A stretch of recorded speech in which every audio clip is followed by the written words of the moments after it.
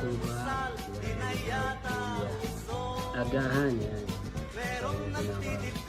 Breakfast natin yan. Nag-ano tayo, nag-lolo carb yan. With itlog, kamatis, saka yun, natawag ng okra. Demi kasi. Okay? Siyempre, hindi mo wala yung ating garlic. Okay? So, ito yung ating agahan for today. Mga balakubak. Okay? Kala. Breakfast tayo with our low carb. So, nag-start pa lang tayo mag-low carb. Okay?